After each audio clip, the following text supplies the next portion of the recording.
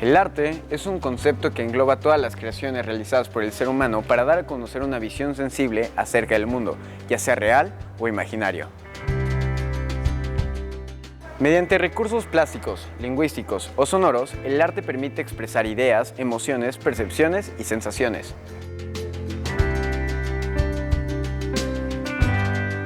A través de la historia, una gran cantidad de artistas en todo el mundo han realizado importantes aportaciones al arte universal, constituyendo así un invaluable legado para la humanidad.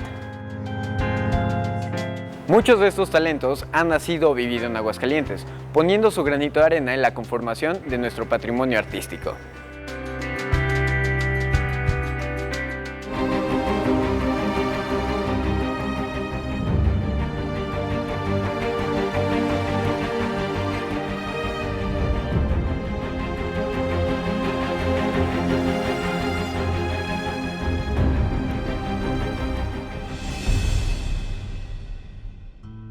El doctor Alfonso Pérez Romo es médico de profesión, pero ha dedicado toda una vida a la promoción y la enseñanza del arte. Entre sus múltiples actividades ha sido profesor, decano y rector de la Universidad Autónoma de Aguascalientes, fundando carreras como Medicina y Ciencias del Arte y Gestión Cultural. Además de todo esto, ha sido el coordinador de los diplomados de arte en esta institución. De igual forma, fue director del Instituto Cultural de Aguascalientes y presidente del Patronato de la Feria Nacional de San Marcos, entre otros muchos cargos. El día de hoy nos honra con su presencia en el programa para presentar esta serie.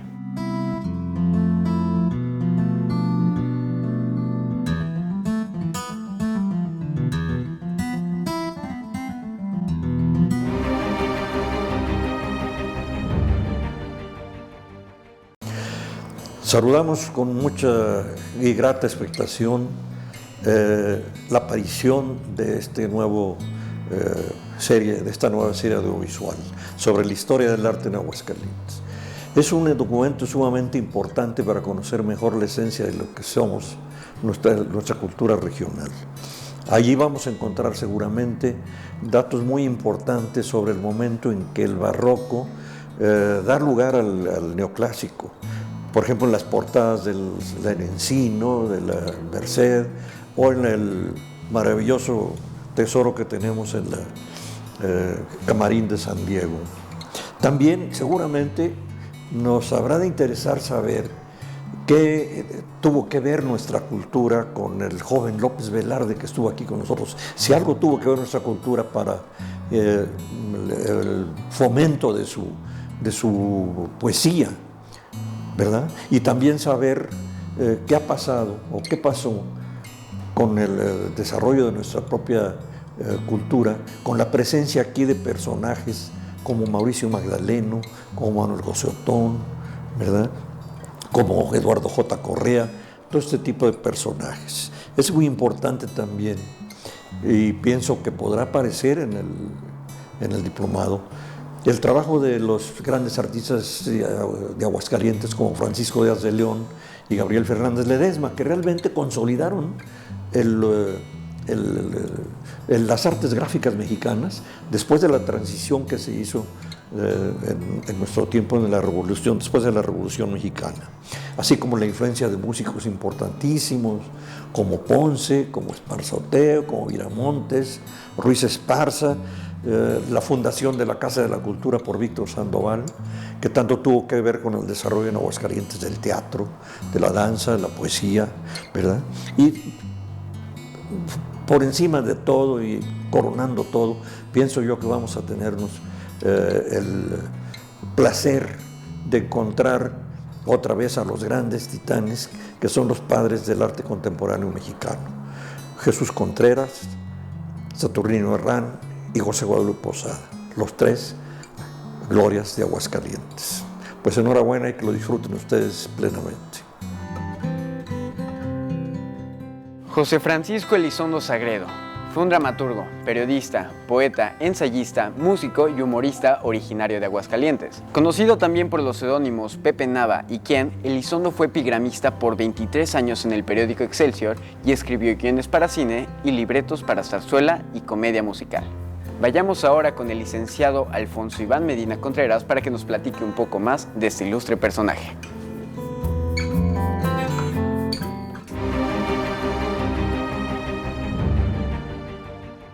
Aguascalientes es un estado que ha engendrado grandes personajes. Prueba de ello tenemos a la Santa Trinidad de Aguascalientes, José Guadalupe Posada, Jesús F. Contreras y Saturnino Herrán, cada uno en su ámbito cultural y artístico. A la altura de estas personalidades encontramos a José Francisco Elizondo Sagredo. Este personaje nace el 29 de enero de 1880 en el seno familiar de la familia Elizondo Sagredo. Su padre, Blas Elizondo, y cabeza de familia, era de España.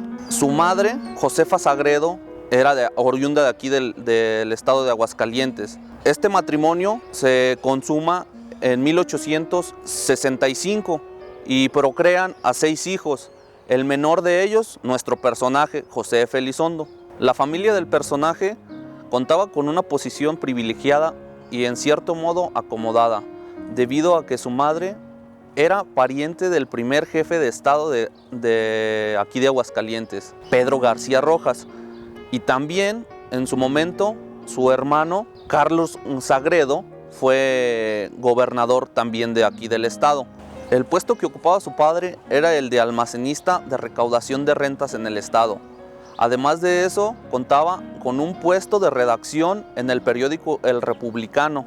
Elizondo permaneció aquí durante su infancia y adolescencia. Estudió de 1894 a 1896 en el Instituto Literario y Científico del Estado, hoy nuestra máxima casa de estudios, la Universidad Autónoma de Aguascalientes. Después de esto, ya hacia 1891, fallece su padre, y dado esto, años después tienen que emigrar hacia la capital. A partir de 1898 y hasta 1902 ocupa algunos puestos en cargos públicos. De 1998 a 1900 es taquígrafo en el estado de Puebla, y ya para 1900 se va a ser ayudante como secretario particular de Justo Sierra.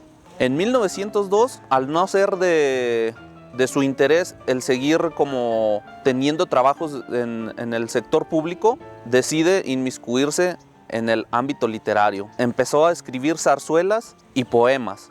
Su primer zarzuela la hace en 1902 y tiene como título La Gran Avenida. Esta, su primera obra, no tuvo el éxito esperado o la aceptación entre el público que a José F. Elizondo le hubiera gustado, debido a que en una de las escenas pone en la puesta a unos personajes que hacían alusión a los oficiales reservistas. Esto no gustó a este sector del público debido a que en ellos se encontraban algunos oficiales. Dado esto, él decide hacer una carta dirigida a al general Bernardo Reyes.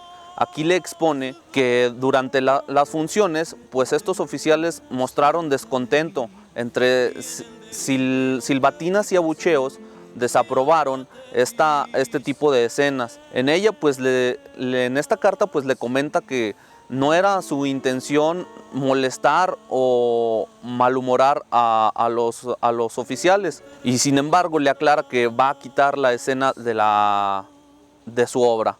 A pesar de que pareciera que hubiese empezado con el pie izquierdo con La Gran Avenida, en 1904 estrena su gran éxito Chin Chun Chan. Esta puesta en escena de un solo acto y de tres cuadros fue representada a lo largo de la nación más de 10,000 veces. Esta puesta en escena tal vez sea el sello característico de Elizondo, esto viéndolo desde su faceta como dramaturgo. En 2016, el Centro de Artes y la Cultura de la Universidad Autónoma de Aguascalientes hace uso de esta puesta en escena y revive el gran éxito Chin Chun Chan con una gran aceptación. Debido al gran éxito que tiene esta última puesta en escena, decide hacer una representación al año de diferentes zarzuelas y teatros de revista. Para mencionar algunas de las más importantes, o que quizá yo como estudiante de la licenciatura de Historia debo destacar las que hace con alusión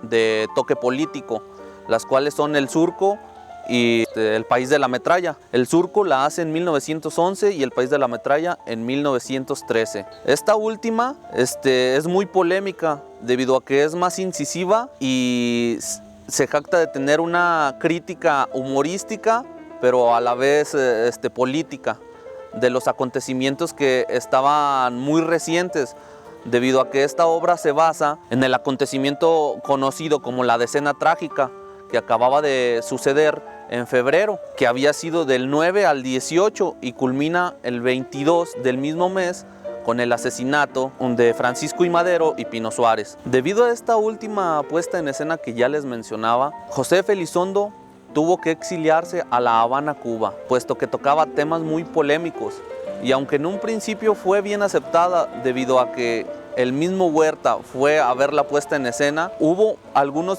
personajes a los que no les pareció.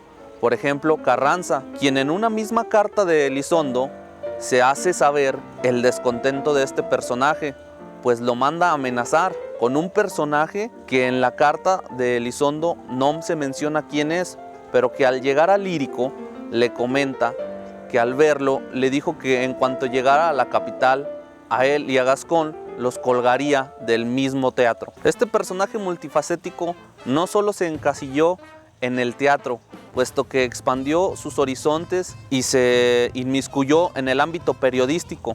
Aquí pues se resalta su labor como epigramista en Excelsior. Aquí escribía un epigrama diario en la sección del epigrama del día. En La Vida en Broma, que era una sección donde él escribía cada domingo, siempre nos mantenía al tanto de una anécdota suya o de lo que estaba ocurriendo en ese entonces a nivel nacional o a nivel local.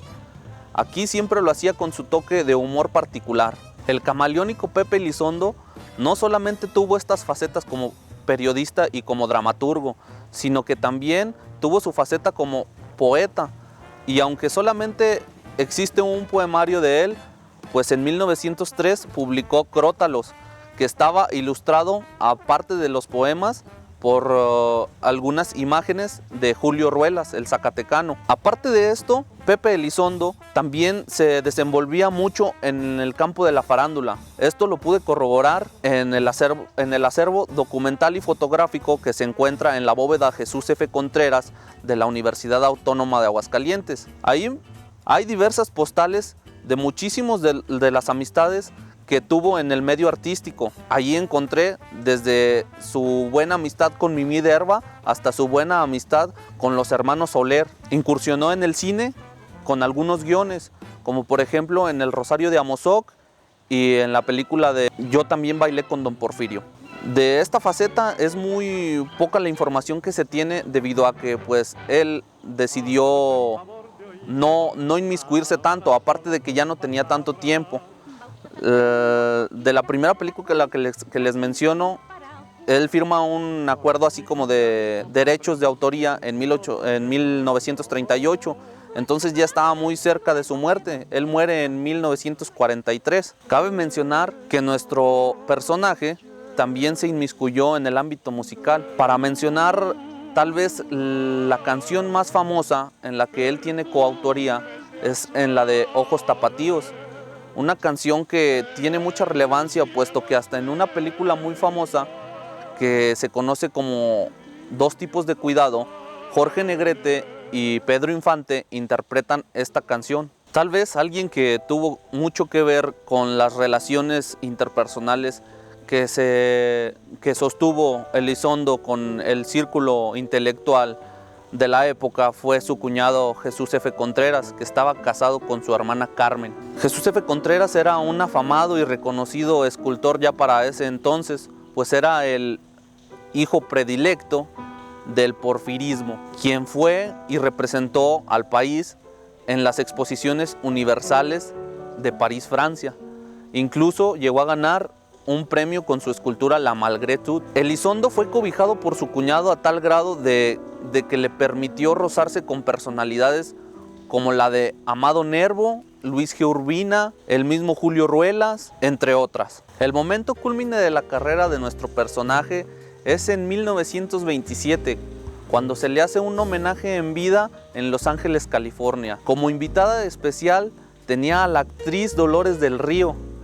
En este homenaje se presentan algunas de las obras que hicieron famoso a este personaje. Como ya sabrán, aquí se puso en puesta en escena Chin Chun Chan. Y para finalizar, Él cierra como charlista y cuenta algunas de sus tantas anécdotas que tuvo a lo largo de su carrera y de su vida. Excelsior, periódico en el que él colaboraba, enaltece y resalta este homenaje que se le hizo.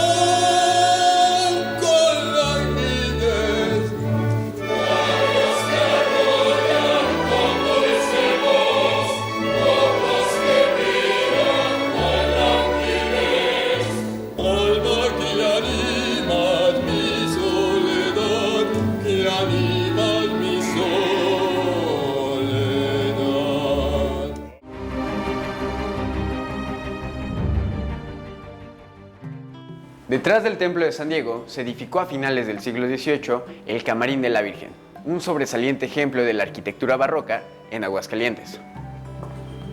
Fue construido entre 1792 y 1797 a expensas del capitán Juan Francisco Calera, con el fin de que en él se efectuaran los cambios de vestimenta de la Inmaculada Concepción, la cual se venera en el altar mayor del templo. En enero de 1797 fue bendecido por don Juan Cruz Ruiz de Cabañas, obispo de Guadalajara, celebrándose entonces la primer misa de este recinto. Vayamos ahora con el doctor en arquitectura Marco Alejandro Cifuentes Solís, que nos hablará de la importancia de este bellísimo recinto.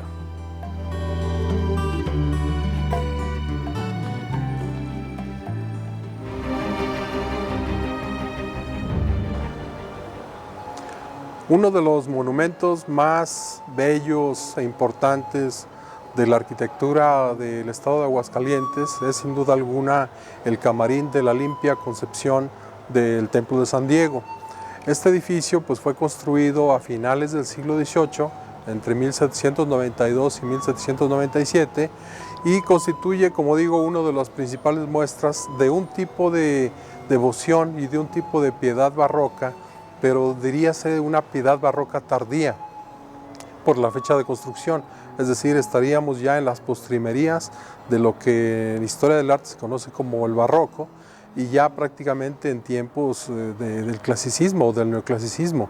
El Camarín de San Diego es un edificio muy peculiar porque por una parte reúne elementos de esa piedad barroca en el sentido de su programa arquitectónico, pero por otro lado físicamente, espacialmente, retoma elementos de tradiciones antiguas, en principio de tradiciones renacentistas que a su vez se van remontando en el tiempo hacia atrás e incluso van llegando hasta tradiciones paganas con las que la Iglesia Católica estaba en contra.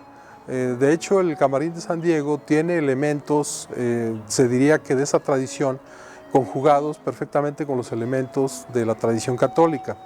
Bueno, el Camarín fue un edificio mandado construir, dotado, fundado y mandado construir por un montañés cántabro, se llamaba Juan Francisco Calera, que llegó a Aguascalientes por ahí del año 1755 a la villa de Aguascalientes y poco a poco se fue incrustando en la vida política, económica, a través del comercio, ideológica y religiosa de la villa de la Asunción y fue escalando incluso posiciones para poder incluso llegar a construir, levantar, dotar fundar esa capilla, ese camarín a la Inmaculada Concepción, que era la devoción particular que él profesaba. Juan Francisco Calera para ello tuvo relaciones contractuales con un constructor que ya para entonces era bastante conocido en Aguascalientes, que se llamaba Nicolás Antonio de Santiago Medina, que tiene la particularidad de que era un constructor indígena. De hecho, se puede afirmar con base en las investigaciones más recientes que Santiago Medina era un afro-tlaxcalteca, es decir, un individuo de una raza cruzada. De hecho, era originario de San Luis Potosí y vino a dar a la villa de Aguascalientes, y aquí entabló contacto con Juan Francisco Calera, el benefactor principal del camarín, y juntos idearon, probablemente con la asesoría de un asesor teológico, idearon el programa iconográfico arquitectónico del camarín. El camarín, en cierto sentido, puede ser importante por muchos aspectos. Es un espacio muy bello, pero en particular hay tres elementos que quisiera destacar. Esos elementos son que su fábrica, es decir, su proceso constructivo, su materialización física y su proceso de concepción, su diseño, estuvieron marcados por tres programas de artificialización. Esos programas de artificialización, básicamente, según algunas investigaciones que hemos realizado, son tres. Esos tres programas son, por un lado, un programa teológico o un artificio teológico, un artificio técnico y un artificio político. El artificio teológico nos remite a tradiciones filosóficas, a la epistemología antigua, a la gnosología antigua, a la filosofía y desde luego a la tradición teológica de la Iglesia Católica. Pero ahí encontramos que el camarín, el concepto de diseño del camarín, contiene elementos de la tradición pagana, cosa que evidentemente la Iglesia Católica en aquel tiempo todavía reprimía, perseguía, pero sin embargo que en arquitectura era bastante aceptado. ¿Por qué? Porque el programa de artificialización teológica, que contenía elementos paganos, poco a poco se fue cristianizando. Esos elementos paganos se cristianizaron. El otro artificio, el técnico, es el que tiene que ver con todos los elementos para la conversión en espacio físico material, el programa teológico, es decir, todo lo que tiene que ver con el diseño, la planificación del lugar, del sitio, del espacio físico, y contando con ello con los conocimientos en proporción arquitectónica, en armonía, desde luego en avances tecnológicos, constructivos de su momento, y en lo cual tuvo una participación fundamental el indio afro-tlaxcalteca Nicolás Antonio de Santiago Medina. Por último, el artificio político, básicamente ahí nos presenta una relación del simbolismo mariano del camarín de San Diego con una serie de elementos de su época de tipo político. Por ejemplo, los cultos y la devoción a María por parte de Juan Francisco Calera en particular, tiene una componente política en la medida en que prácticamente se despliega como una bandera de defensa de los indianos como Juan Francisco Calera, que llegaron a Nueva España y trataron de hacerse de una identidad propia en el lugar. Ellos venían con sus identidades de su lugar de origen, de España, de Cantabria. Sin embargo, al llegar aquí, como eran prácticamente desconocidos, entonces tenían que forjarse, labrarse una identidad propia. Y aquí en la Nueva España, Juan Francisco Calera pudo montar su culto particular, su devoción particular, como una suerte de bandera, que sería una especie de bandera política, para defensa y reconocimiento de su piedad, de su importancia, como un comerciante de la villa que había donado un elemento o un edificio importante de culto, no solo para él en lo particular, sino para todos los feligreses de la comunidad de la villa de Aguascalientes. Entonces yo creo que ahí radica una de las principales características de lo que hacen bello al Camarín de San Diego, la conjunción de estos 3 programas de artificialización. Y bueno, pues esto termina por ofrecernos y legarnos a la historia y a la memoria de la ciudad y de la población uno de los más importantes y más bellos monumentos. Yo me atrevería a decir que incluso de finales del periodo novohispano posiblemente fuera el último gran camarín del periodo novohispano, por lo menos con esas características. Hubo otros camarines posteriores al Camarín de San Diego, sin embargo no tuvieron la magnificencia de este camarín, y por eso digo que posiblemente sea el último gran camarín del periodo novohispano, y es un legado para la historia arquitectónica, para la historia cultural y para el patrimonio cultural de Aguascalientes y del país. No queda nada más que agradecerles por habernos acompañado el día de hoy. Los invitamos a seguir conociendo un poco más de la historia del arte en Aguascalientes la siguiente semana. Yo soy David Moreno, hasta la próxima.